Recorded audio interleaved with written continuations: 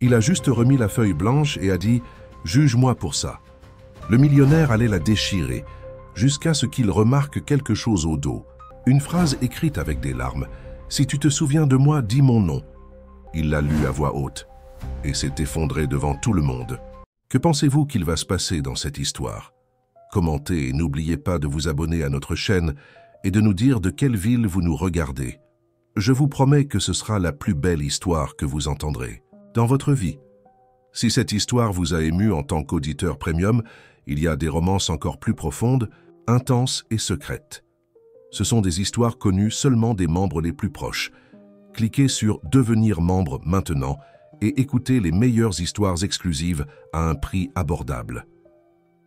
Au cœur de la Provence, dans la petite ville de Saint-Michel-de-Provence, Mathieu Dupont avait toujours été considéré comme différent par les habitants locaux. À 28 ans, le jeune professeur de littérature de l'école municipale portait en lui une simplicité qui contrastait avec l'obsession croissante du statut social qui s'emparait même de ce recoin historique de la France. Alors que ses collègues enseignants rêvaient de voitures neuves et de voyages internationaux, Mathieu trouvait un bonheur authentique dans les cercles de guitare sur la place centrale et dans les conversations profondes avec ses élèves sur les classiques de la littérature française. La petite maison de Mathieu, héritée de son grand-père Antoine, reflétait parfaitement sa personnalité. Les murs décorés de livres anciens et de photographies en noir et blanc racontèrent des histoires d'une époque où les relations humaines n'étaient pas médiatisées par des écrans de téléphone. Dans la cour, un simple jardin d'herbes médicinales et un vieux manguier servaient de salle de classe en plein air pour les jeunes qui, inspirés par son authenticité, cherchaient ses conseils. « Vous savez, Madame Claudette, la vraie richesse se trouve dans les petites choses », commenta Mathieu en aidant sa voisine âgée à porter ses courses jusque chez elle. C'est voir le sourire d'un élève quand il comprend un poème difficile, c'est sentir l'odeur de la terre mouillée après la pluie. La dame sourit, admirant la pureté du jeune homme. « Tu es comme ton grand-père, mon garçon. » Lui aussi croyait que la vie n'avait pas besoin d'être compliquée pour être bonne. Ce que peu de gens savaient, c'est qu'Antoine Dupont, le grand-père de Mathieu, avait été un inventeur renommé dans la France des années 70. Ses innovations dans le domaine de l'ingénierie durable avaient révolutionné le traitement de l'eau dans les communautés rurales, mais il avait choisi une vie simple à Saint-Michel-de-Provence, loin des projecteurs. Avant son départ, il avait confié à Mathieu ses derniers projets. Un système révolutionnaire de purification d'eau utilisant uniquement des matériaux naturels, quelque chose qui pourrait transformer la réalité de millions de Français sans accès à l'eau potable. Ce soir de juin, alors qu'il corrigeait les rédactions de ses élèves à la douce lumière d'une lampe ancienne, Mathieu fut surpris par la sonnerie stridente du téléphone.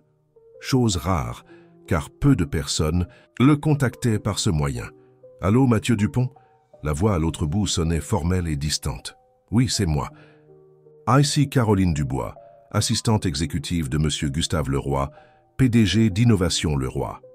Vous avez été invité à un événement exclusif que nous organiserons à Paris le week-end prochain. M. Leroy souhaite vivement vous rencontrer personnellement. » Mathieu fronça les sourcils, confus. Innovation. Leroy était l'une des plus grandes entreprises technologiques de France, souvent mentionnée dans les actualités pour ses avancées technologiques et ses investissements milliardaires. Il doit y avoir une erreur. Je ne suis qu'un professeur de littérature à Saint-Michel-de-Provence. Pourquoi M. Leroy voudrait-il me rencontrer? Un bref silence s'installa sur la ligne avant que Caroline ne réponde d'une voix calme mais ferme. Il n'y a pas d'erreur. Monsieur Dupont, M. Leroy a été intrigué par un article publié dans la revue Technologie durable sur le travail de votre grand-père Antoine Dupont. L'article mentionnait que vous avez hérité de ses projets inachevés. Mathieu sentit un frisson parcourir son échine. L'article avait été publié il y a seulement 3 mois, un petit hommage à l'héritage de son grand-père écrit par un ancien collègue d'Antoine. Il n'imaginait pas que quelqu'un comme Gustave Leroy, connu pour son empire technologique évalué en milliards, puisse s'y intéresser. L'événement sera un gala de bienfaisance pour la préservation des ressources hydriques. Nous enverrons une voiture vous chercher à Saint-Michel-de-Provence vendredi. Tous les frais d'hébergement et de repas sont couverts. Monsieur Leroy pense que votre présence pourrait être extrêmement précieuse. Avant même de pouvoir traiter complètement ce qui se passait, Mathieu se retrouva à accepter l'invitation. En raccrochant, un mélange de curiosité et d'appréhension s'empara de lui. Paris représentait tout ce qu'il avait toujours évité. Le rythme frénétique, la compétition effrénée, la valorisation de l'avoir au détriment de l'être. Le lendemain matin, Mathieu partagea la nouvelle avec sa meilleure amie, Renée Champ, propriétaire de la seule librairie de la ville. « Tu y vas ?»« Vraiment, Mathieu, tu as toujours critiqué ce monde d'événements luxueux et de riches qui se pavanent, questionna Renée, tout en organisant les livres récemment arrivés. « Je fais ça pour grand-père Antoine, répondit-il, passant ses doigts sur la tranche d'un exemplaire du Grand Maulness, son livre préféré. S'il existe une chance que son travail puisse aider plus de personnes, je ne peux pas simplement l'ignorer. » Renée l'observa d'un regard inquiet. « Fais juste attention à ne pas te perdre là-bas, Mathieu. Ce monde a une façon de changer les gens. » Dans les jours qui suivirent, Mathieu se retrouva partagé entre l'excitation et l'appréhension.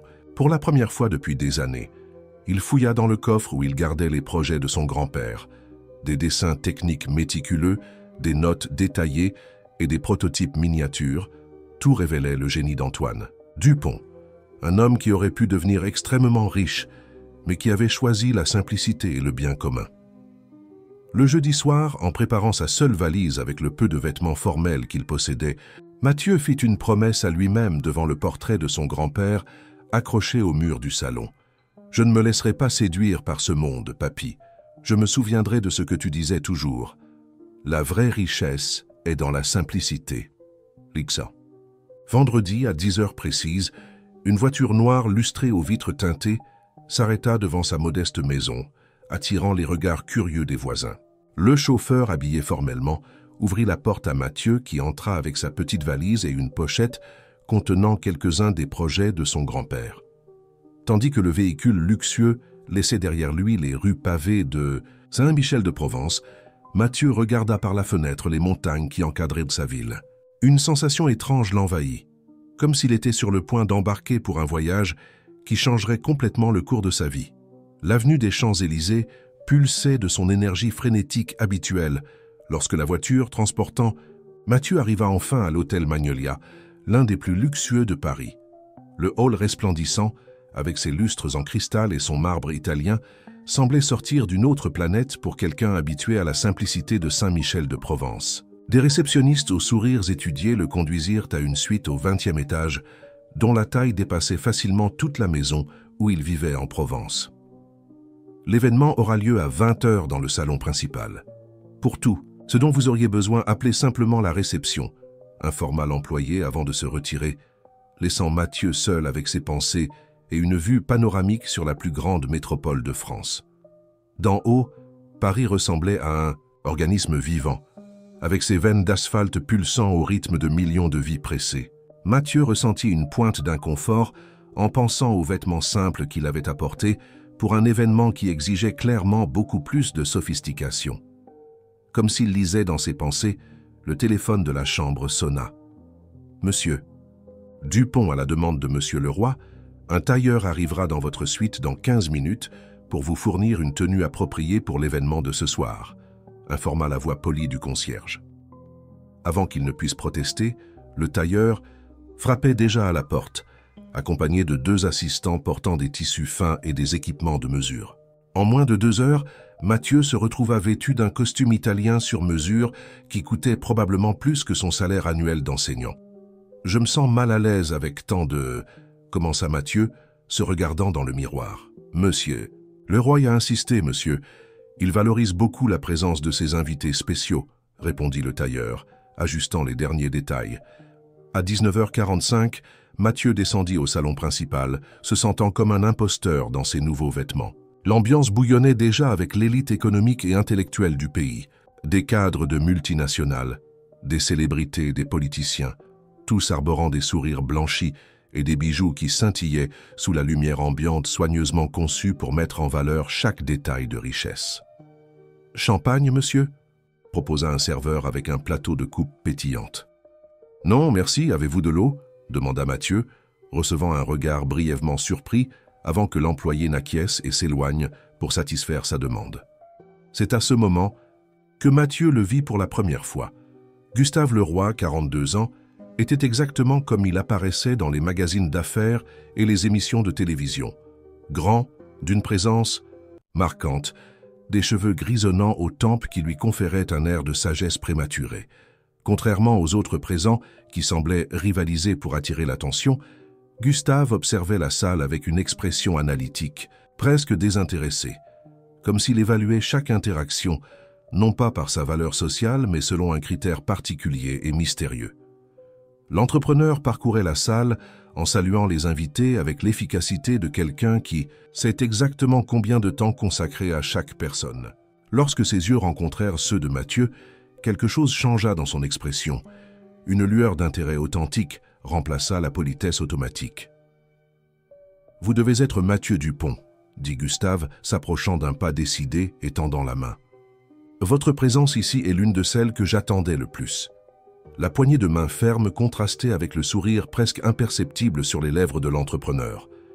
De près, Mathieu put remarquer de petites rides d'expression que les photos de magazines dissimulaient habilement, des marques de préoccupation qui humanisaient cette figure presque mythique de l'entrepreneuriat français. « Monsieur Leroy, je vous remercie pour l'invitation, bien que je ne comprenne pas encore complètement pourquoi je suis ici, » répondit Mathieu avec la franchise qui le caractérisait. Gustave laissa échapper un bref rire, le genre de son qui suggérait qu'il était rarement surpris. Droit au but, c'est rafraîchissant. La plupart des personnes dans cette salle passeraient 20 minutes en compliments vides avant de poser cette question. Avant qu'ils ne puissent élaborer, ils furent interrompus par un groupe de cadres anxieux de s'offrir quelques minutes de l'attention du milliardaire. Gustave les accueillit avec une courtoisie professionnelle, mais lança à Mathieu un regard qui disait clairement « Notre conversation n'est pas terminée ». Pendant l'heure suivante, Mathieu circula dans la salle, observant plus que participant. Les conversations autour de lui tournaient autour d'investissements, de fusions d'entreprises et de voyages vers des destinations exclusives. Occasionnellement, quelqu'un lui demandait sa profession, réagissant avec un déconcertant « comme c'est intéressant ». Lorsqu'il mentionnait qu'il était professeur dans une petite ville historique, le manque de sincérité était presque palpable. Vers 21h, les invités furent dirigés vers des tables numérotées pour le dîner formel. Mathieu découvrit, non sans surprise, qu'il était assis à la table principale, à côté de Gustave. Le roi lui-même, le menu imprimé sur du papier artisanal avec des lettres dorées, listait des plats dont il pouvait à peine prononcer les noms. Ne vous inquiétez pas pour les couverts. Commencez de l'extérieur vers l'intérieur, murmura Gustave, remarquant son inconfort. L'étiquette n'est qu'un autre code pour maintenir certains dedans et d'autres dehors. Ça ne signifie rien. Il y avait quelque chose dans la façon dont l'entrepreneur avait dit cela. Une note de lassitude, peut-être même de dédain, qui intrigua Mathieu. Pour quelqu'un qui représentait l'apogée du succès matériel, Gustave semblait étrangement déconnecté du spectacle d'ostentation qu'il avait lui-même orchestré. Après le dîner, pendant que le dessert était servi, des assistants distribuèrent de petites enveloppes en papier recyclé de haute qualité à tous les invités. « Mesdames et messieurs », annonça Gustave, se levant de sa chaise avec un verre d'eau à la main. « Innovation. Le roi a récemment célébré 2 décennies d'existence. Au cours de ces 20 années, nous avons transformé le paysage technologique de la France et étendu notre présence sur 4 continents. Mais les chiffres et les réussites commerciales ne racontent qu'une partie de l'histoire. » Un silence. Respectueux s'empara de la salle, tandis que le milliardaire faisait une pause dramatique. Qu'est-ce qui définit vraiment une vie? Qu'est-ce qui compte vraiment quand nous regardons en arrière? Dans ces enveloppes, vous trouverez une simple feuille blanche. Je vous demande d'écrire anonymement ce que vous considérez être votre plus grande aspiration. Non pas le prochain poste, la prochaine acquisition, mais le véritable rêve qui maintient votre flamme intérieure allumée. Des murmures parcoururent à la salle tandis que les invités ouvraient leurs enveloppes. Mathieu observa les expressions autour de lui. Certains semblaient vraiment réfléchir, d'autres visiblement mal à l'aise avec la proposition. « Pourquoi faire cela ?» demanda discrètement Mathieu à Gustave. L'entrepreneur garda les yeux fixés sur la foule. « Parce que je suis fatigué des superficialités. Je veux voir au-delà des masques, même si ce n'est que pour un bref moment. » Mathieu ouvrit son enveloppe et fixa la feuille blanche. Tandis que les autres invités écrivaient frénétiquement, il resta immobile, contemplant le papier vide. Quelque chose dans la proposition lui semblait contradictoire. Comment une aspiration authentique pourrait-elle surgir dans un environnement aussi artificiel? Après quelques minutes, des assistants passèrent pour récupérer les enveloppes. Quand ils arrivèrent à Mathieu, qu'il rendit la sienne sans avoir écrit un seul mot. Au verso de la feuille presque imperceptible, il avait seulement inscrit la phrase que son grand-père répétait comme un mantra « La vraie richesse est dans la simplicité ». Le reste de la soirée se déroula entre des présentations élaborées sur les projets philanthropiques d'Innovation Leroy et des performances de musiciens renommés. Vers minuit, alors que l'événement commençait à se disperser, Gustave s'approcha à nouveau de Mathieu. « J'aimerais discuter avec vous plus calmement. Pourriez-vous me retrouver sur la terrasse dans 15 minutes ?» Sans attendre de réponse, l'entrepreneur s'éloigna pour dire au revoir à d'autres invités importants. Mathieu consulta sa montre, sentant un mélange de curiosité et de scepticisme.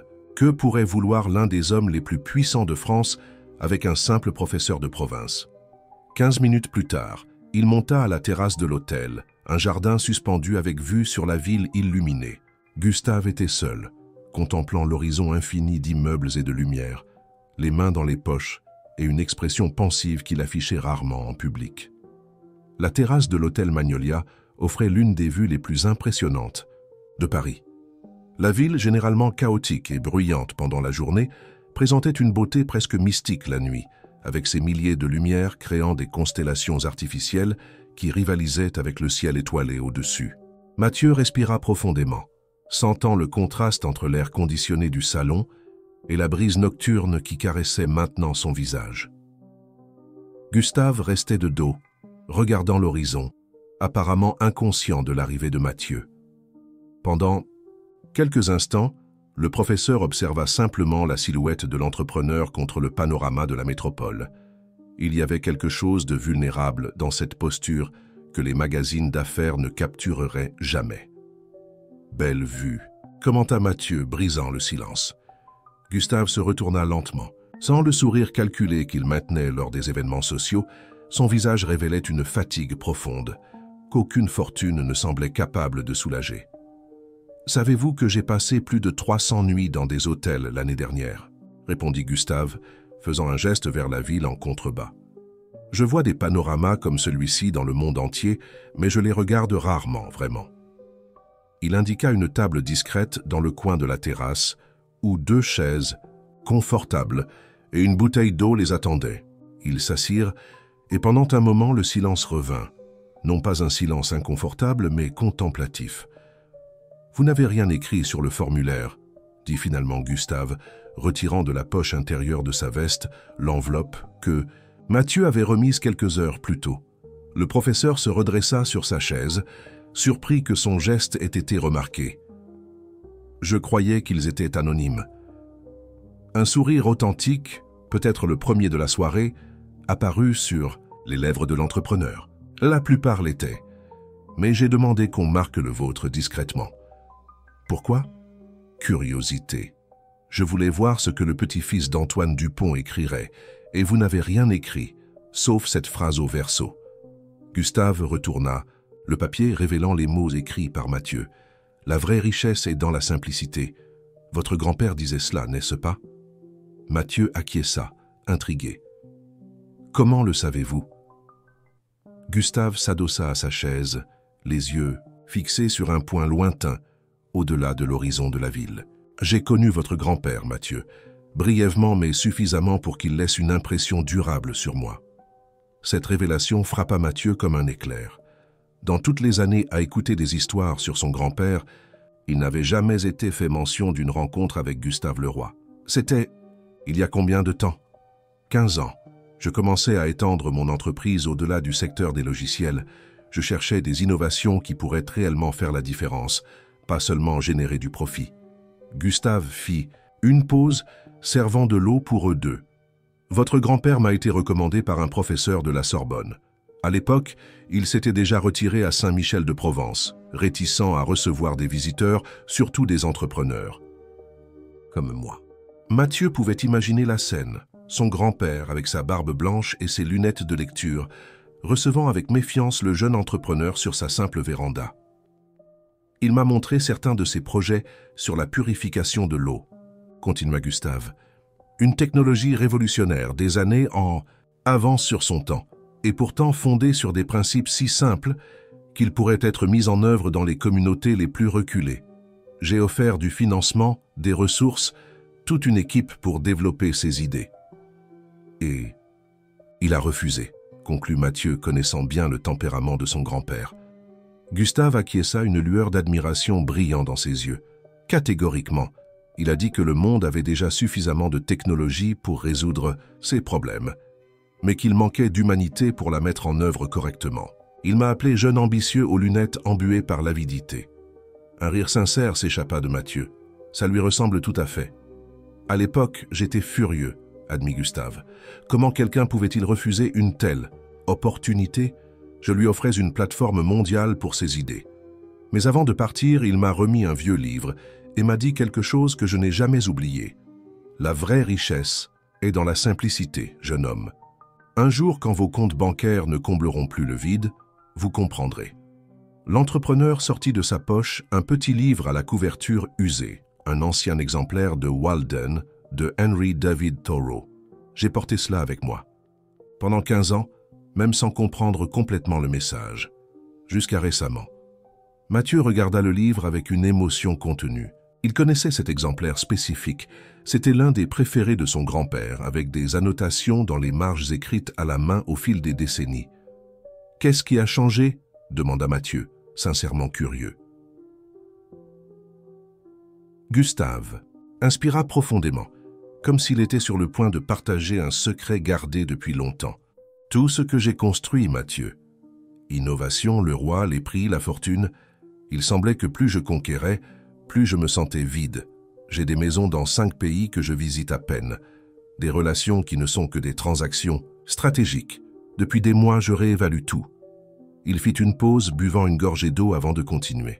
« Quand j'ai vu cet article sur les projets inachevés de votre grand-père, quelque chose s'est éveillé en moi, une sorte de clarté. Peut-être que maintenant, avec tout ce que j'ai appris et construit, je pourrais comprendre ce qu'il essayait de me montrer.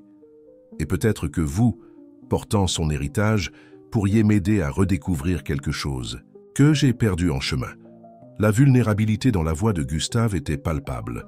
Là, loin des projecteurs et des caméras, ce n'était pas le magnate impitoyable décrit par les médias, mais un homme confronté au vide que le succès matériel n'avait pas réussi à combler. « Les projets de mon grand-père n'ont jamais été seulement une question de technologie, » expliqua Mathieu. « Ils concernaient l'autonomie, le fait de redonner aux gens le contrôle sur des ressources essentielles. Il croyait que les vraies solutions devaient être accessibles à tous, pas seulement aux privilégiés. » Gustave écoutait attentivement, absorbant chaque mot comme s'il s'agissait de gouttes précieuses dans un désert aride. « Avez-vous apporté certains de ces projets avec vous ?» Mathieu hésita un moment, sentant le poids de la responsabilité. « J'ai apporté quelques dessins et notes. Ils ne sont pas complets, plutôt des idées en développement que mon grand-père n'a pas eu le temps de finaliser. J'aimerais les voir, si vous le permettez, » demanda Gustave avec un respect qui contrastait avec sa posture habituelle de commandement. Après un bref moment de réflexion, Mathieu acquiesça. « Ils sont dans ma chambre, je peux aller les chercher maintenant. » Tandis que Mathieu s'éloignait vers les ascenseurs, Gustave resta sur la terrasse contemplant à nouveau la ville. Cette conversation avait confirmé ce qu'il soupçonnait déjà. Sa quête de quelque chose au-delà du succès matériel l'avait conduit au bon endroit. 15 minutes plus tard, Mathieu revint avec une pochette de cuir usé. Les deux hommes se penchèrent sur les dessins étalés sur la table, éclairés uniquement par la douce lumière de la terrasse et par la lueur lointaine de la ville en contrebas. « Celui-ci est le plus prometteur, » expliqua Mathieu, pointant vers un schéma détaillé d'un système de filtration.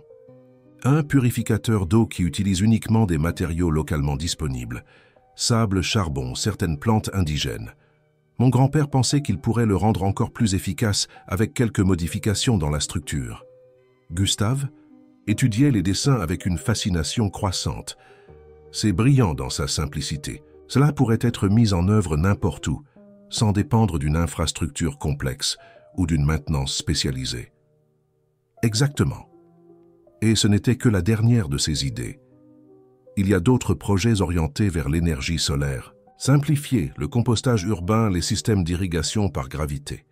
L'excitation sur le visage de Gustave était visible, non pas l'ambition calculatrice de celui qui entrevoit des profits, mais l'enthousiasme authentique de quelqu'un reconnecté à un objectif plus grand.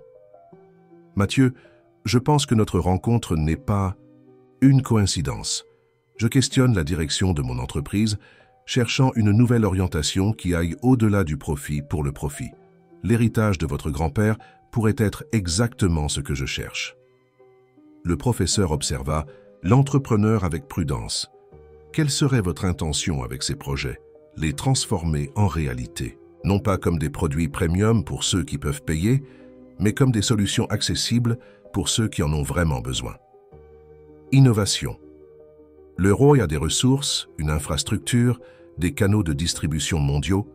Nous pourrions apporter ces idées à des communautés dans toute la France, peut-être même au-delà. La proposition était tentante, mais Mathieu se sentait encore partagé. Mon grand-père s'est toujours méfié des grandes entreprises. Il croyait que, entre de mauvaises mains, même les meilleures idées pouvaient être corrompues. Gustave acquiesça, compréhensif. Et il avait raison. Mais si nous pouvions faire différemment, si nous utilisions le pouvoir des entreprises pour impulser des changements significatifs, plutôt que simplement accumuler davantage. Le silence qui suivit ne fut rempli que par les sons distants de la ville. Mathieu réalisa qu'il se trouvait à un carrefour, pas seulement pour les projets de son grand-père, mais pour sa propre vie. La décision qu'il prendrait là, sur cette terrasse sous les étoiles de Paris, pourrait tout changer. Les premiers rayons du soleil trouvèrent Mathieu assis au bord du lit de sa chambre d'hôtel, contemplant la ville qui s'éveillait. Il n'avait pas dormi plus de 3 heures après la longue conversation avec Gustave sur la terrasse. Son esprit bouillonnait de possibilités et de doutes. La proposition de l'entrepreneur résonnait dans ses pensées. Transformer les projets inachevés de son grand-père en réalité, utiliser la structure et la portée d'innovation Leroy pour apporter de l'eau propre aux communautés défavorisées à travers la France. Le téléphone vibra à côté de lui, un message de René depuis Saint-Michel-de-Provence. « Alors, tu as survécu au monde des requins. Raconte tout. » Mathieu sourit, pensant à comment expliquer à son ami les événements de la veille. Comment décrire ce Gustave Leroy vulnérable et réfléchi, si éloigné de l'image publique de l'entrepreneur impitoyable? Avant qu'il ne puisse répondre, le téléphone de la chambre sonna. « Bonjour, monsieur Dupont. Monsieur Leroy souhaiterait savoir si vous pourriez le rejoindre pour un petit déjeuner dans son penthouse privé dans une demi-heure, » informa la réceptionniste. Mathieu hésita un instant. « Dites-lui que j'y serai. » 30 minutes plus tard, l'ascenseur privé le conduisit directement au penthouse duplex qui occupait les 2 derniers étages de l'hôtel. Un majordome le guida à travers un spacieux salon jusqu'à une terrasse ensoleillée où Gustave, vêtu de vêtements décontractés, jeans et une simple chemise en coton, semblait beaucoup plus jeune et accessible que la veille. « Mathieu, bonjour. J'espère que vous avez pu vous reposer un peu, » salua l'entrepreneur, indiquant la table dressée avec des fruits frais, des pains artisanaux et du café fraîchement préparé. « Honnêtement, je n'ai presque pas dormi, » admit Mathieu, acceptant la tasse de café qui lui était offerte. « J'ai réfléchi à tout ce dont nous avons discuté. » Gustave acquiesça, compréhensif. « Moi aussi. En fait, j'ai passé une bonne partie de la nuit à rechercher des systèmes de purification d'eau et à réviser les projets de votre grand-père. » Il ouvrit un ordinateur portable à côté de la table, montrant des simulations préliminaires basées sur les dessins d'Antoine Dupont. « Nous avons déjà une équipe d'ingénieurs environnementaux qui analyse la viabilité technique. Les premières impressions sont extrêmement prometteuses. » La rapidité avec laquelle Gustave avait mobilisé des ressources surprit Mathieu. « Vous ne perdez pas de temps. Quand quelque chose compte vraiment, il n'y a aucune raison d'attendre, » répondit l'entrepreneur, ses yeux brillants d'une énergie renouvelée. « Venez, je veux vous montrer quelque chose après le petit déjeuner. » Après le repas, Gustave conduisit Mathieu jusqu'à un bureau adjacent où une carte numérique de la France occupait un mur entier. Des points rouges pulsaient dans diverses régions du pays. Chacun de ces points représente une communauté avec un accès précaire ou inexistant à l'eau potable, expliqua Gustave. Plus de 2 millions de Français vivent dans ces conditions. Pensez à l'impact que nous pourrions avoir avec le système de votre grand-père. Mathieu observa la carte, absorbant la dimension du problème. À Saint-Michel-de-Provence, il connaissait de près certaines de ces réalités, mais voir le panorama national était impressionnant. Que proposez-vous exactement, Gustave? L'entrepreneur respira profondément avant de répondre. Je veux créer une nouvelle division chez Innovation Leroy, exclusivement focalisée sur les technologies sociales accessibles. Le système de purification ne serait que le début. Nous pourrions développer toute une gamme de solutions basées sur les principes de votre grand-père. Simplicité, accessibilité, autonomie. Et quel serait mon rôle dans tout cela? J'aimerais que vous dirigiez cette division, Mathieu. Personne ne comprend mieux la philosophie derrière ces projets. Vous seriez le gardien de la vision originale, garantissant que nous ne nous écartons pas de l'objectif principal.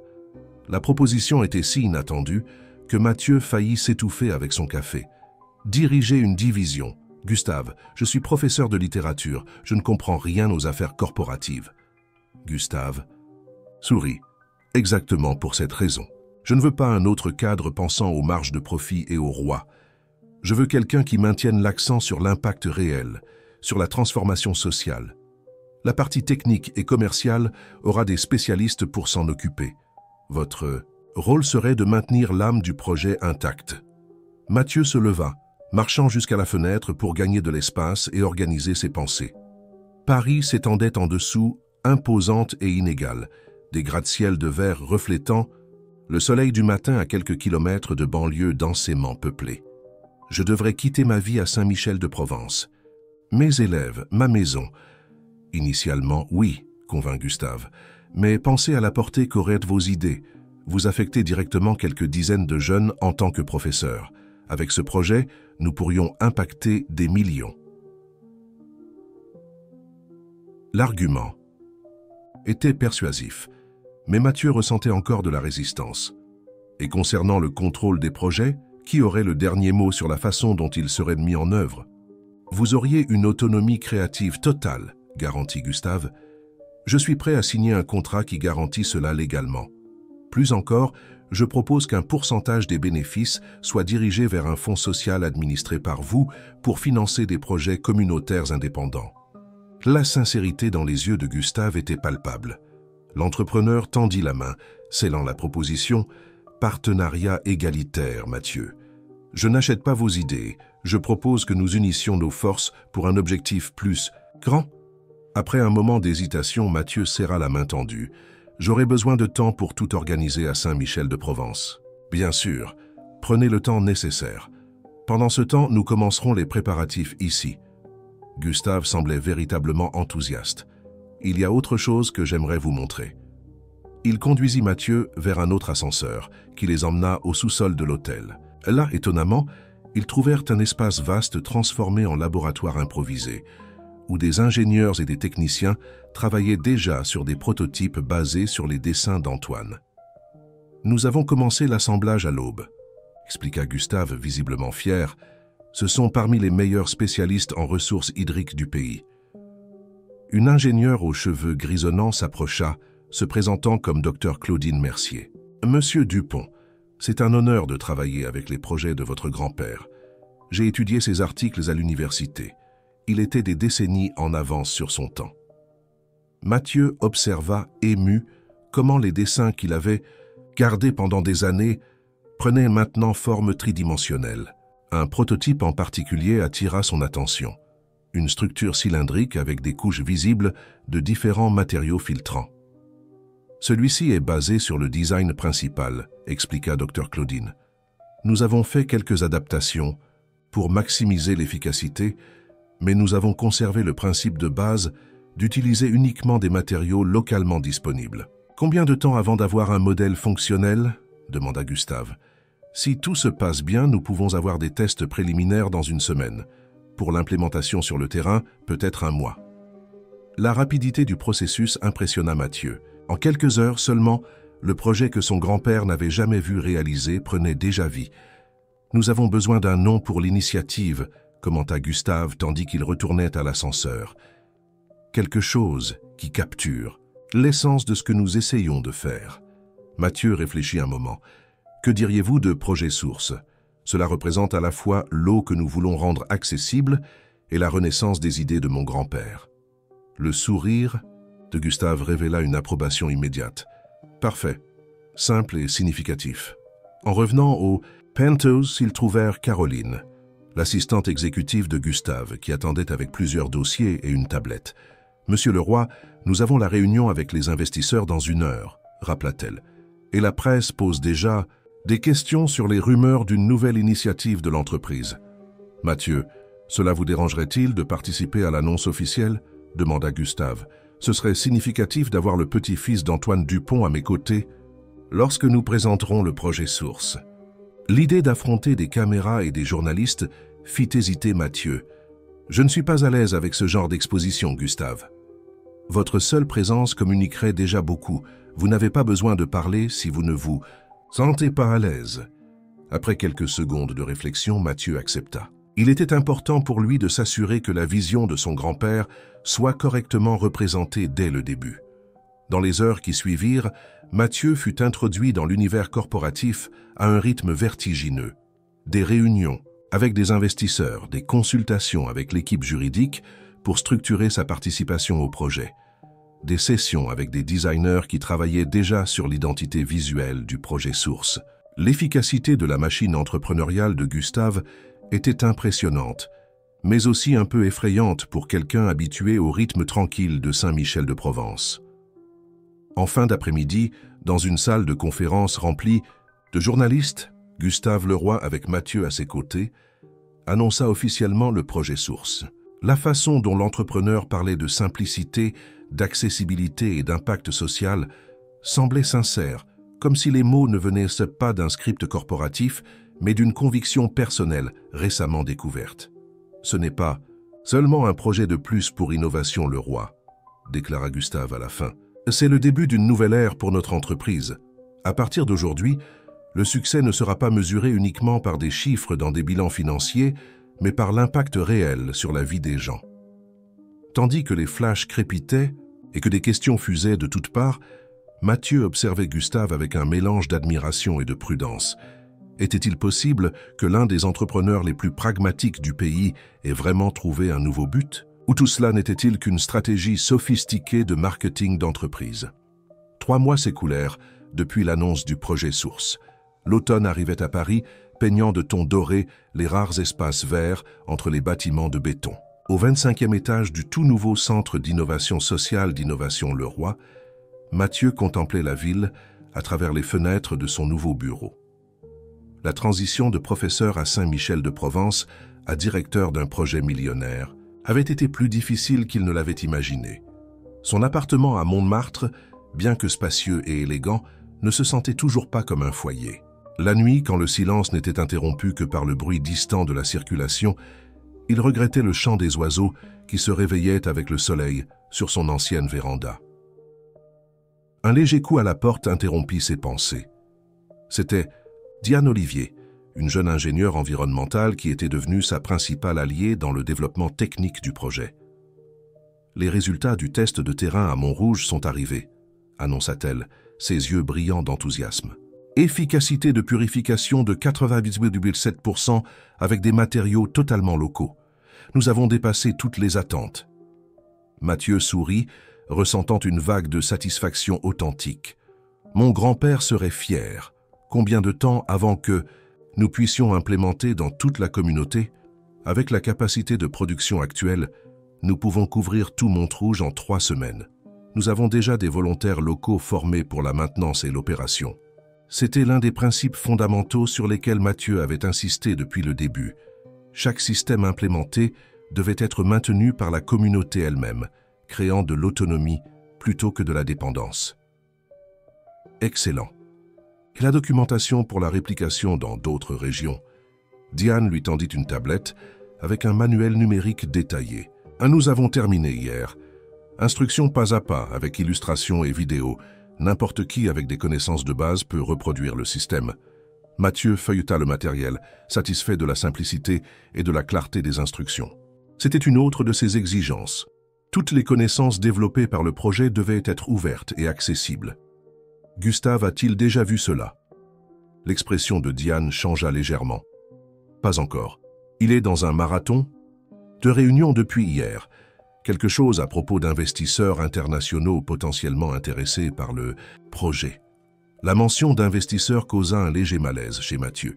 Ces dernières semaines, il avait remarqué un subtil changement dans l'approche de Gustave. Ce qui avait commencé comme une initiative centrée sur l'impact social semblait progressivement absorber des éléments plus commerciaux. « Merci, Diane. Je lui parlerai dès que possible. » Lorsque l'ingénieur sortit, Mathieu vérifia les messages sur son téléphone. Il y en avait 3 de René, son ami de Saint-Michel-de-Provence, tous avec le même ton préoccupé. « Tu as vu les nouvelles? Appelle-moi quand tu pourras. » Intrigué, il ouvrit le navigateur et trouva rapidement la cause de l'inquiétude. Un important portail de nouvelles économiques affichait un titre qui lui fit l'effet d'une douche froide. Innovation. Le roi négocie le brevet d'un système de purification avec une multinationale américaine. L'accord pourrait atteindre des milliards. Ce qui le perturbait le plus, c'était que c'était la première fois qu'il entendait parler d'une telle négociation. Gustave avait promis une transparence totale et des décisions conjointes sur l'orientation du projet. Ranson. Téléphone sonna. C'était Gustave lui-même. « Mathieu, nous devons parler, je monte. » Quelques minutes plus tard, l'entrepreneur entra dans le bureau, affichant l'enthousiasme caractéristique des derniers mois, mais avec une intensité différente dans les yeux. « J'imagine que vous avez déjà vu les nouvelles, » commença Gustave, s'asseyant en face de Mathieu.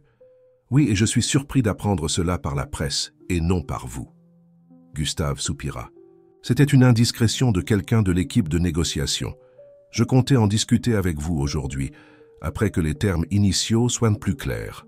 « De quelle négociation s'agit-il exactement ?» demanda Mathieu, essayant de garder son calme. « GreenTech International est intéressé par l'obtention d'une licence pour notre technologie afin de l'implémenter dans des pays d'Afrique et d'Asie. Nous parlons d'une portée mondiale, Mathieu, des millions de personnes bénéficiaires. » Il y avait un enthousiasme authentique dans la voix de Gustave, mais Mathieu sentait que quelque chose n'était pas dit. Et quel serait le modèle de licence? Parce que, si je ne me trompe pas, nous avions convenu que la technologie serait en open source, accessible à toute communauté ou organisation intéressée. L'entrepreneur s'ajusta dans son fauteuil, un geste que Mathieu avait appris à reconnaître comme un signe d'inconfort. C'est là que nous devons être pragmatiques. GreenTech est prête à investir des milliards pour étendre la production et la distribution, mais exige l'exclusivité sur certains marchés. L'exclusivité signifie que des communautés vulnérables devraient payer pour une technologie qui a été développée précisément pour être accessible à tous, argumenta Mathieu, sentant la frustration croître. Cela contredit complètement l'esprit du projet. Ce n'est pas si simple, répliqua Gustave. Avec cet investissement, nous pourrions accélérer le développement d'autres technologies sociales. Parfois, il faut faire des concessions stratégiques pour atteindre un bien plus grand. La conversation se poursuivit pendant plus d'1 heure, avec des positions de plus en plus polarisées. Pour Mathieu, c'était une question de principe non négociable. Pour Gustave, une opportunité d'étendre l'impact du projet à l'échelle mondiale, même si cela signifiait quelques compromis. « J'ai besoin que vous compreniez quelque chose, Mathieu, » dit finalement Gustave, sa voix reflétant fatigue et frustration. « Transformer le monde des affaires de l'intérieur nécessite un équilibre. Nous ne pouvons pas simplement ignorer la réalité du marché.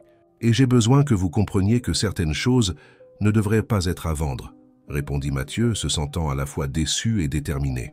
« Mon grand-père a refusé des offres comme celle-ci pour une raison. » Quand Gustave parti, Mathieu resta immobile dans son fauteuil, confronté à une dure réalité. Peut-être que lui et l'entrepreneur n'avaient jamais vraiment été sur la même longueur d'onde. Ce que Mathieu voyait comme une mission de transformation sociale, Gustave le voyait encore à travers les lentilles du capitalisme d'entreprise. Plus humain, peut-être, mais encore fondamentalement orienté par des métriques de croissance et de retour sur investissement. Ce soir-là, dans son appartement, Mathieu fut surpris par une visite inattendue. Diane Olivier apparut à sa porte, visiblement agitée. « Désolée d'apparaître sans prévenir, dit-elle, mais je pense que vous devez savoir ce qui se passe en coulisses. » Diane révéla que la négociation avec GreenTech n'était que la partie émergée de l'iceberg. Un groupe de cadres supérieurs d'Innovation Leroy faisait pression pour une restructuration complète du projet Source, le transformant en une division commerciale traditionnelle. Il y avait des plans pour créer des versions premium des systèmes de purification, tandis que les versions de base seraient distribuées uniquement dans le cadre d'initiatives de responsabilité sociale d'entreprise. La majorité de l'équipe technique est révoltée, conclut Diane. Nous sommes entrés dans ce projet en croyant en votre vision, pas en un énième stratagème de marketing social. La révélation confirma les pires craintes de Mathieu. Le monde des affaires essayait de diluer et de récupérer l'essence du travail de son grand-père. Après avoir remercié Diane pour son honnêteté, il passa des heures à faire les 100 pas dans son appartement, essayant de trouver une voie à suivre. Près de minuit, il appela René à Saint-Michel-de-Provence. « Je pense à revenir », confessa-t-il, après avoir expliqué la situation. « Et abandonner tout ce que tu as construit là-bas ?» demanda-t-elle surprise. « Pas abandonner, René. Recommencer selon mes propres termes. J'ai beaucoup appris ces derniers mois. J'ai des contacts, des connaissances techniques que je n'avais pas avant. Peut-être que l'erreur a été d'essayer de changer le système de l'intérieur. » La conversation avec son ami clarifia ses idées. Quand il s'endormit finalement, il avait déjà pris une décision. Le lendemain matin, avant même le lever du soleil, il commença à rédiger un plan détaillé sur son ordinateur portable. À 9 heures, il demanda une réunion privée avec Gustave.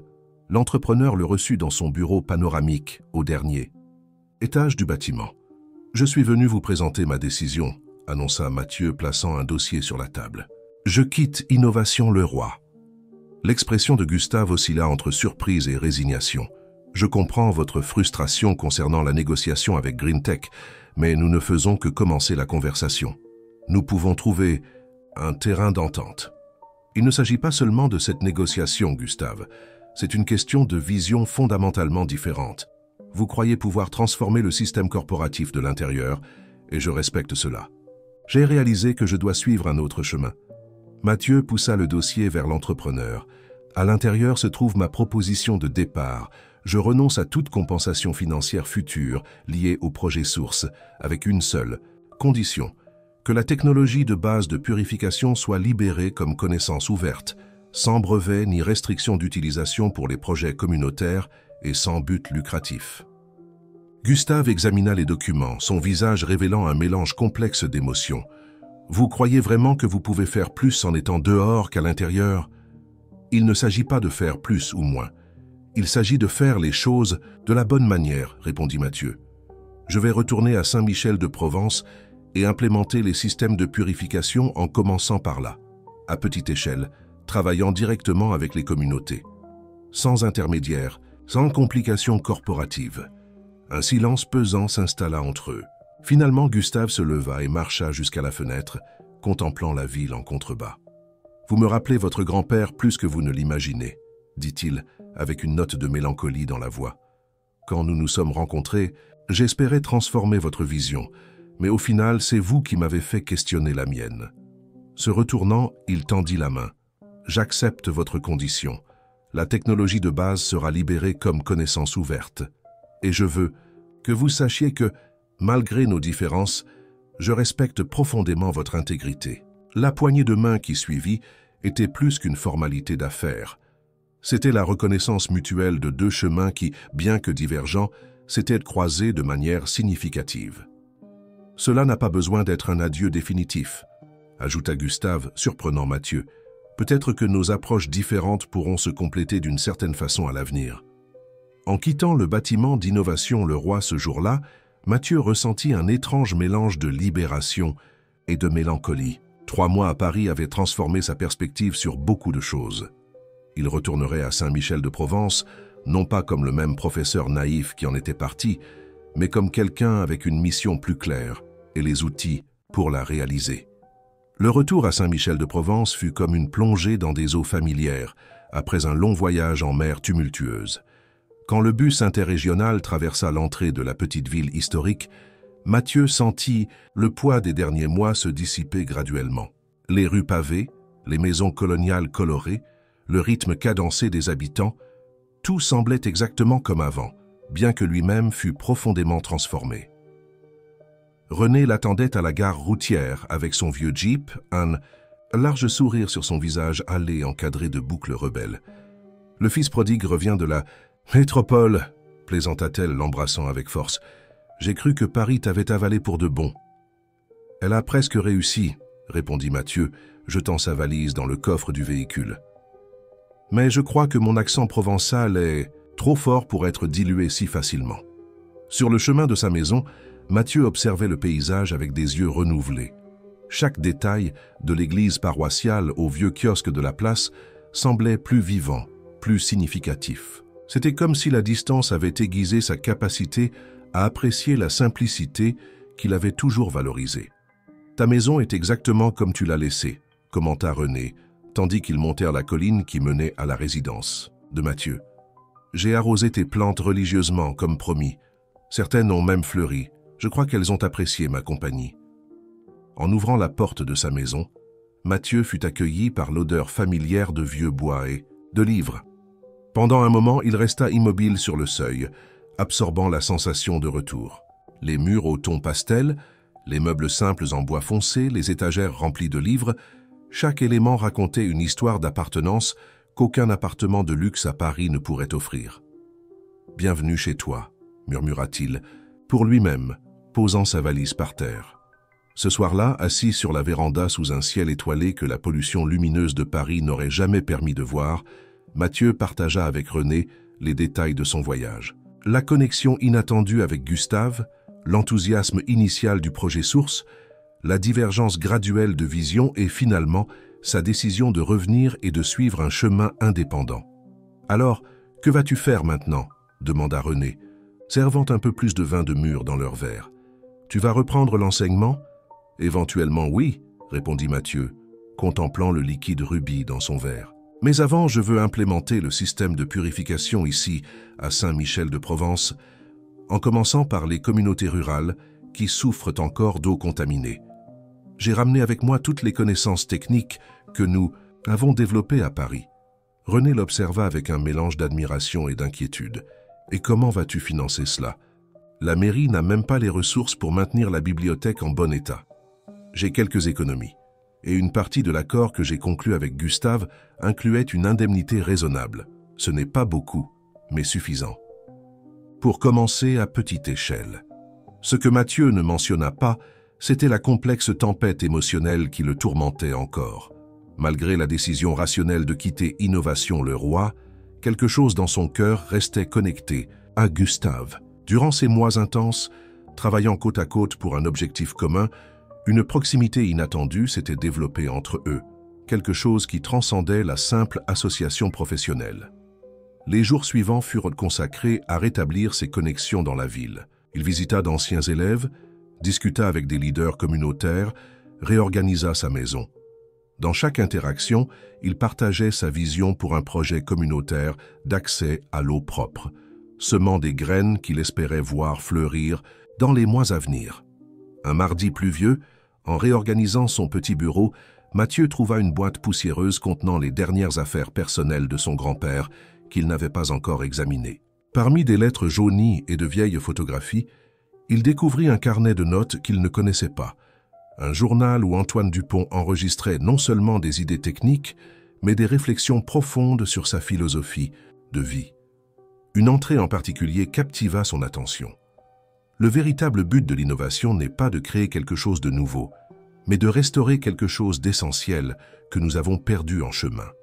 La technologie n'a de valeur que lorsqu'elle nous reconnecte à notre humanité, pas quand elle nous en éloigne. C'est pourquoi j'insiste sur la simplicité, non par limitation, mais par clarté de but. Les mots de son grand-père semblaient plus pertinents que jamais. Mathieu passa toute la nuit plongé dans le journal, découvrant des facettes de son mentor qu'il n'avait jamais complètement connues. Le lendemain matin, avec des cernes profondes mais une clarté renouvelée, il commença à esquisser des plans pour ce qu'il appela le projet Racine, une initiative indépendante qui porterait l'héritage de son grand-père selon ses propres termes. Durant les semaines suivantes, il transforma la cour de sa maison en un petit laboratoire à ciel ouvert. Avec l'aide de René et de quelques anciens élèves devenus étudiants en ingénierie, il commença à monter des prototypes du système de purification, les adaptant aux conditions spécifiques de la région. La nouvelle se répandit rapidement dans la petite ville. Peu à peu des volontaires commencèrent à apparaître. Des retraités avec des compétences en menuiserie, des ménagères offrant des repas pour l'équipe, des jeunes curieux voulant apprendre. Ce qui avait commencé comme un projet personnel se transformait organiquement en un mouvement communautaire. Par un après-midi particulièrement productif, lorsque le premier prototype complet fut finalement testé avec succès, Mathieu reçut une visite inattendue. Une berline noire, discrète, mais visiblement luxueuse, se gara devant sa maison. Diane Olivier en sortit, l'ingénieur qui avait été son allié chez Innovation Leroy. « Diane, que fais-tu ici ?» demanda Mathieu, surpris de la voir à son portail. « Je suis venu voir de mes propres yeux, » répondit-elle, observant l'activité, dans la cour, et aussi apporter des nouvelles. Tandis qu'il marchait parmi les prototypes, Diane expliqua qu'elle avait quitté Innovation Leroy 2 semaines après le départ de Mathieu. Les choses ont changé rapidement après ton départ. L'accord avec GreenTech a été conclu, mais pas comme Gustave l'avait initialement prévu. Comment ça? Il a tenu parole concernant la libération de la technologie de base comme connaissance ouverte. L'accord actuel concerne uniquement les versions avancées du système, développées spécifiquement pour des applications industrielles. Et il y a une clause qui garantit la distribution gratuite aux communautés en dessous d'un certain indice socio-économique. Cette révélation surprit Mathieu. Il semblait que son départ avait, d'une certaine façon, influencé l'approche de Gustave. « Et pourquoi es-tu parti alors ?» demanda-t-il, sincèrement curieux. Diane sourit, une lueur déterminée dans ses yeux. « Parce que j'ai réalisé que tu avais raison. Le véritable impact se produit sur le terrain en travaillant directement avec les communautés. C'est pourquoi je suis ici. Je viens m'offrir comme volontaire pour ton projet. » Ce soir-là, une petite célébration improvisée réunit l'équipe grandissante du projet Racine sur la véranda de Mathieu. Entre rires et conversations animées, Diane s'intégra naturellement au groupe, partageant des connaissances techniques et absorbant l'énergie communautaire qui imprégnait l'initiative. Quand tous furent partis et que seule Diane restait, aidant à ranger les restes de la petite fête, elle remit à Mathieu une enveloppe qu'elle avait gardée jusqu'à ce moment. « J'ai presque oublié. Gustave m'a demandé de te remettre ceci personnellement. » Avec un mélange de curiosité et d'appréhension, Mathieu ouvrit l'enveloppe. À l'intérieur, il trouva une lettre manuscrite et un chèque substantiel au nom du projet Racine. La lettre disait « Mathieu, peut-être as-tu raison sur l'impossibilité de transformer complètement le système de l'intérieur. Mais je crois aussi que nous avons besoin de personnes travaillant des deux côtés de l'équation.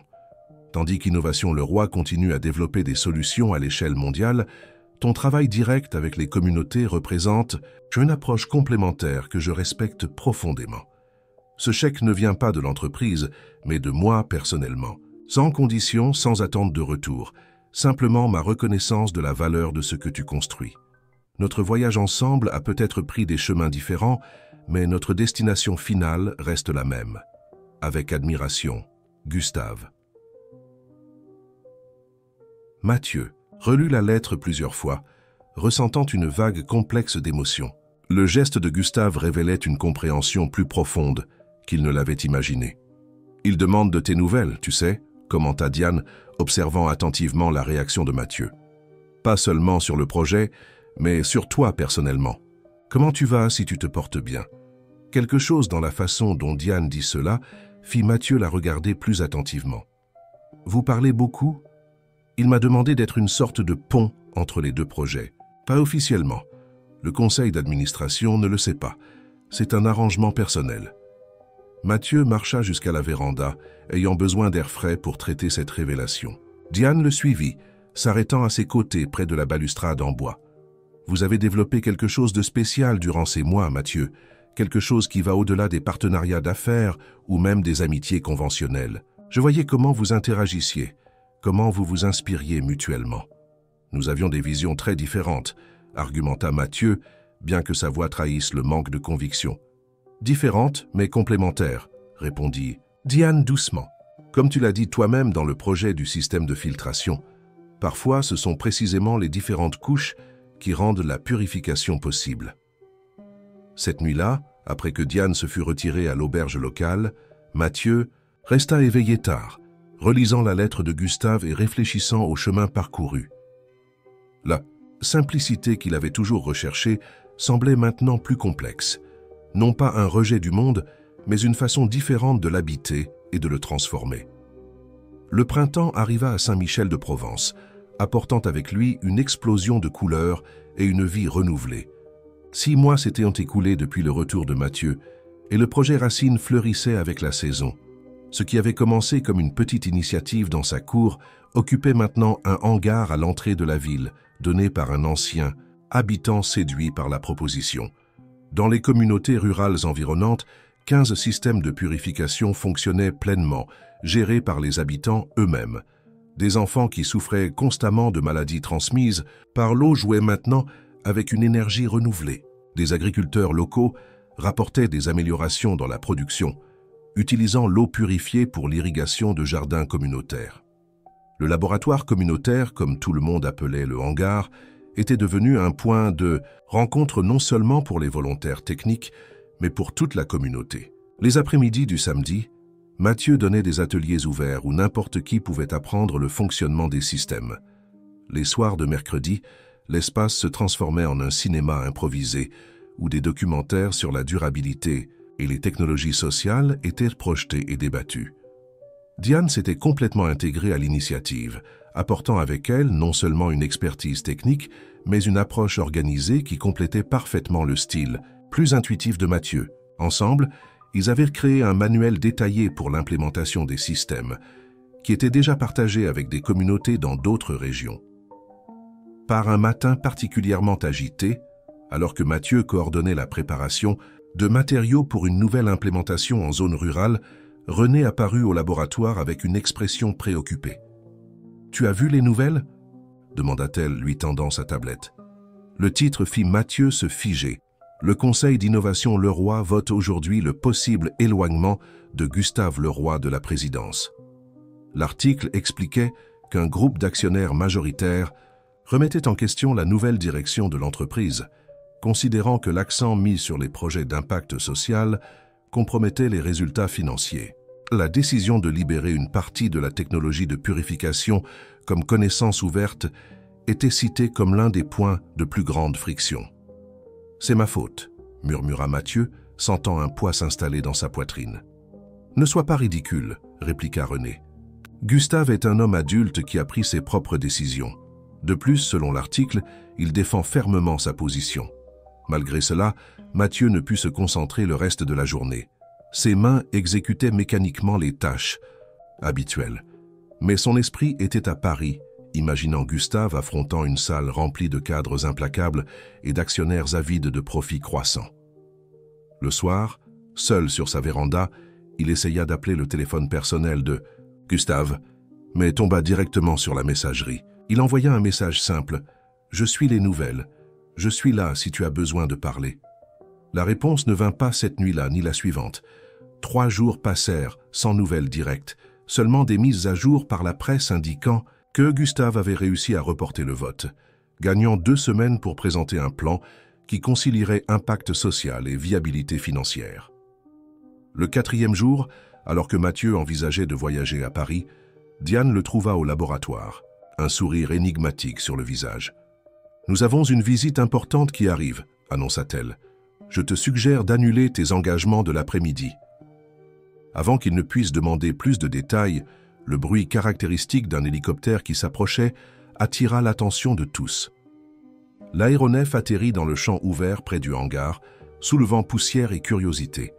De l'hélicoptère descendit Gustave Leroy, plus mince et avec des cernes profondes, mais avec une lueur déterminée dans le regard que Mathieu reconnut immédiatement. L'entrepreneur portait un jean simple et une chemise en lin, une apparence très éloignée des costumes impeccables qu'il portait lors des réunions d'entreprise. Quand leurs regards se croisèrent, quelque chose de silencieux, mais profondément significatif, passa entre eux. C'était comme si, malgré les mois de séparation et les chemins divergents, une connexion essentielle demeurait intacte.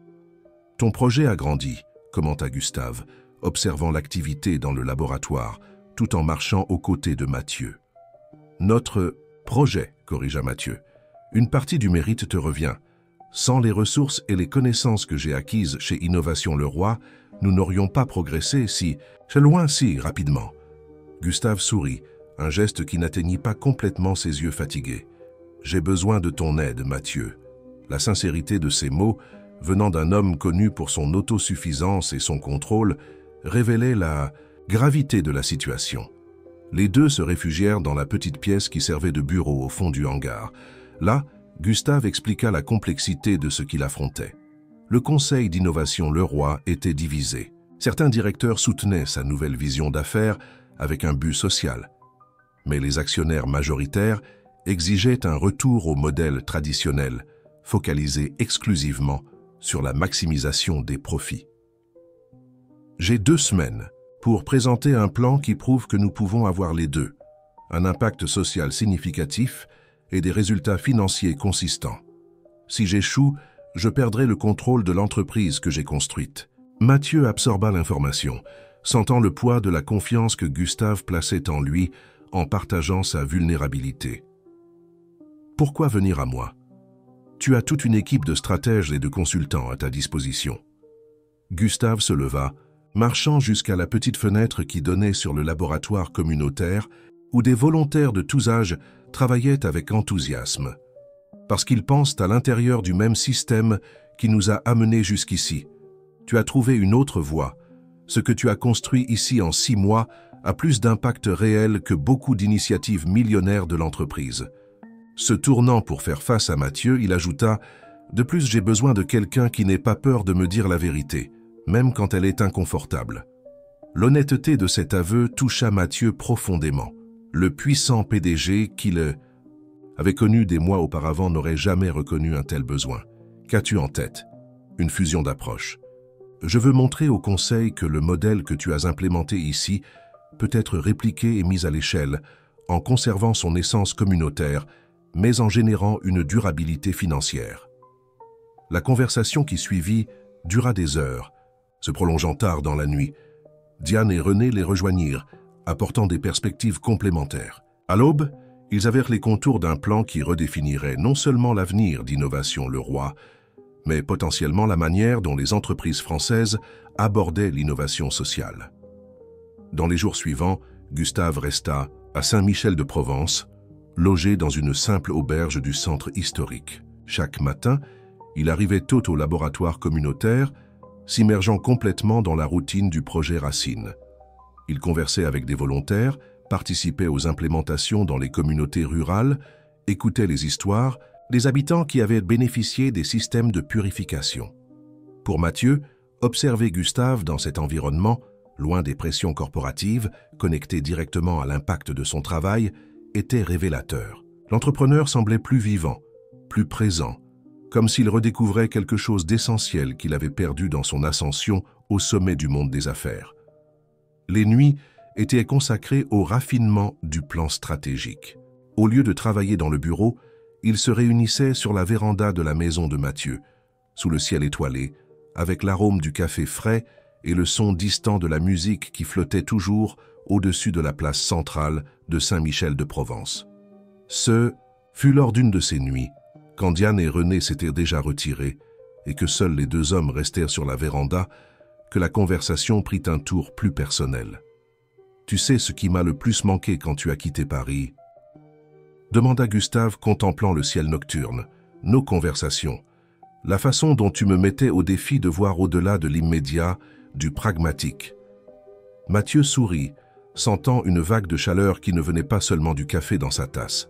« Tu m'as manqué aussi, plus que je ne l'aurais cru. » Le silence qui suivit était chargé de significations non dites, de possibilités que tous deux avaient perçues, mais jamais complètement explorées, limitées par les rôles qu'ils occupaient et par les mondes différents qu'ils habitaient.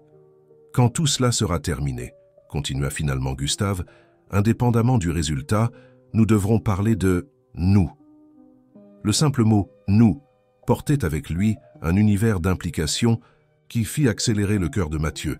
Ce n'était pas seulement la suggestion de sentiments plus profonds, mais la reconnaissance d'une connexion qui transcendait les catégories conventionnelles. « Oui », répondit-il simplement, sachant que ce n'était pas le moment d'explorer complètement ce que cela signifiait. Il y avait un défi immédiat à affronter d'abord. Au matin du 10e jour, Gustave reçut un appel de Caroline, son assistante exécutive. Le conseil avait avancé la réunion décisive au lendemain dans une manœuvre claire pour prendre le PDG au dépourvu. « Nous devons retourner à Paris maintenant », annonça Gustave, la tension évidente dans sa voix. « Viendrais-tu avec moi ? J'ai besoin que tu présentes personnellement la partie du plan lié à l'implémentation communautaire. » Mathieu hésita seulement un instant. « Bien sûr, laisse-moi juste organiser tout ici. » Quelques heures plus tard, ils étaient à bord de l'hélicoptère d'entreprise survolant les Alpes en direction de Paris. En dessous d'eux, le contraste entre les zones préservées et celles densément urbanisées offrait une métaphore visuelle pour les mondes qu'ils habitaient tous deux et qu'ils tentaient maintenant de connecter.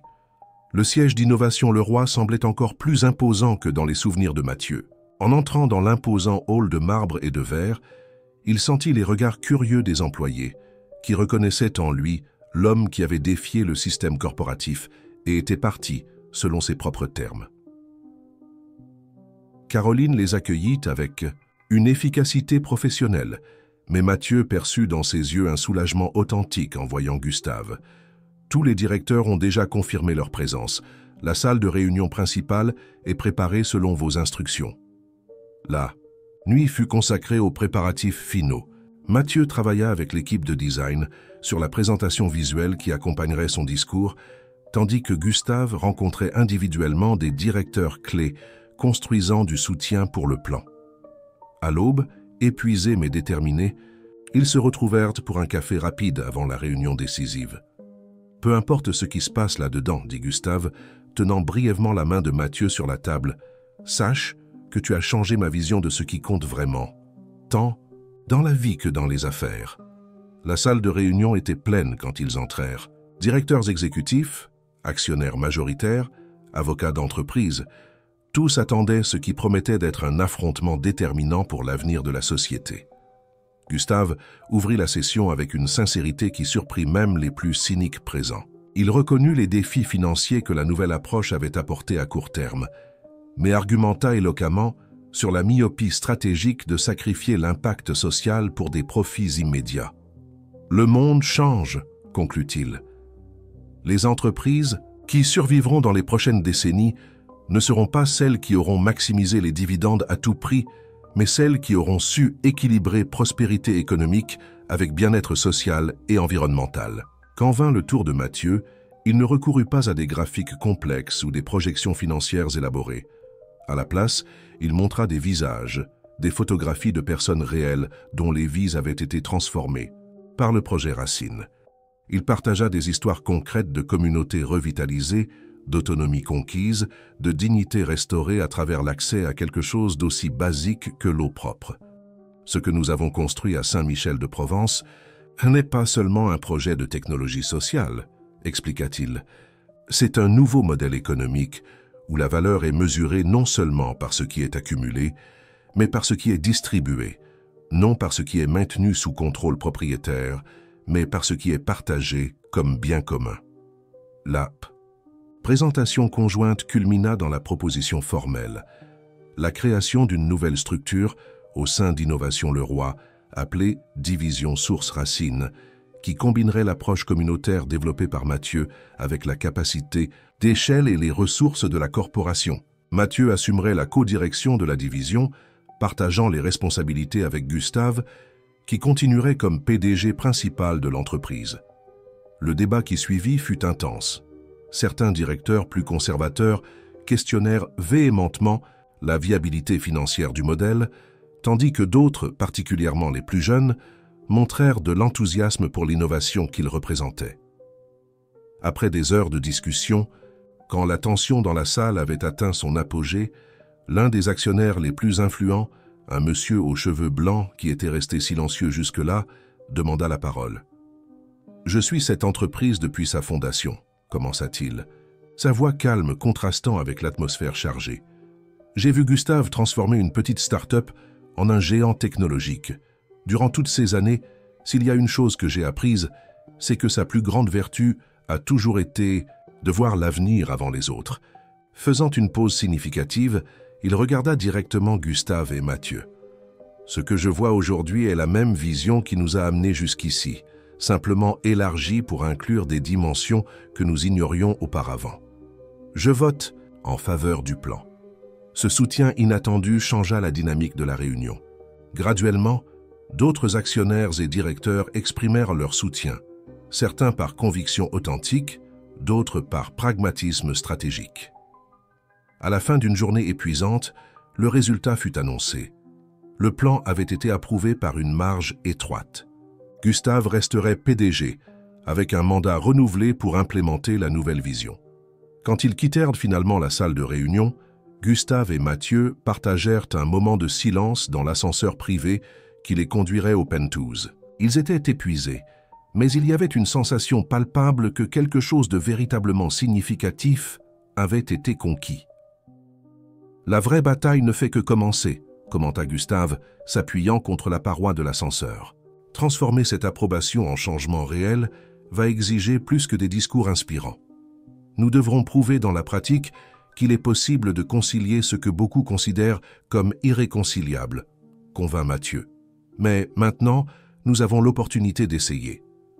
Dans le Penthouse, tandis qu'ils observaient le coucher de soleil teindre d'or le paysage urbain de Paris, ils eurent finalement la conversation qu'ils avaient reportée. Non pas avec des mots élaborés ou des déclarations grandioses, mais avec la sincérité directe qui avait caractérisé leur relation depuis le début. « J'ai toujours pensé que je devrais choisir entre deux mondes », confessa Mathieu. « Entre la simplicité que je valorise et l'impact à grande échelle que je désire créer. Entre rester fidèle à mes principes et faire des compromis pour atteindre des résultats pratiques. Et j'ai toujours cru que succès et but occupaient des extrêmes opposés d'un spectre, répondit Gustave. Que pour construire quelque chose de véritablement significatif, je devrais sacrifier des connexions personnelles authentiques. » Leurs regards se rencontrèrent, chargés de compréhension mutuelle. Peut-être que la vraie innovation n'est pas de choisir entre ces mondes, suggéra Mathieu, mais de trouver des façons de les intégrer. Cette nuit-là, tandis qu'il planifiait les prochaines étapes de la division Source-Racine, avec Saint-Michel-de-Provence comme centre de recherche et développement communautaire et Paris comme base pour l'expansion mondiale, quelque chose de nouveau commença à prendre forme entre eux. Un partenariat qui transcendait les catégories conventionnelles, unissant non seulement des visions complémentaires d'affaires, mais aussi des cœurs qui avaient trouvé, l'un dans l'autre, un écho de leurs propres aspirations les plus profondes. 6 mois plus tard, le Centre communautaire d'innovation sociale Antoine Dupont fut inauguré à Saint-Michel-de-Provence, occupant une maison historique restaurée sur la Place Centrale. L'espace réunissait un laboratoire de prototypage ouvert, une bibliothèque technique, une salle de formation pour multiplicateurs et un mémorial qui célébrait la philosophie et l'héritage de l'inventeur qui avait inspiré tout cela. Lors de la cérémonie d'inauguration, avec la place remplie d'habitants locaux, de volontaires du projet, de journalistes et même de quelques cadres d'Innovation Leroy, Gustave et Mathieu se tenaient côte à côte sur la petite scène improvisée. La vraie richesse est dans la simplicité, déclara Mathieu, citant son grand-père tout en regardant non pas la foule, mais l'homme à ses côtés. Non pas dans la simplicité qui nie la complexité du monde, mais dans celle qui trouve la clarté de but au milieu de celle-ci. Gustave sourit, complétant la pensée. Et dans la reconnaissance que les connexions que nous formons avec des lieux, avec des idées et spécialement avec des personnes, sont ce qui donne vraiment du sens à tout ce que nous construisons. Tandis que la foule applaudissait, leurs mains se trouvèrent discrètement, scellant non seulement un partenariat professionnel révolutionnaire, mais une connexion personnelle qui prouvait, dans la pratique, que les mondes apparemment opposés que chacun représentait pouvaient non seulement coexister, mais se renforcer mutuellement. Dans les communautés autour de Saint-Michel-de-Provence et graduellement dans des régions de plus en plus éloignées de la France, les systèmes de purification continuaient à transformer des vies. Et au cœur de cette transformation se trouvaient deux hommes qui avaient trouvé l'un dans l'autre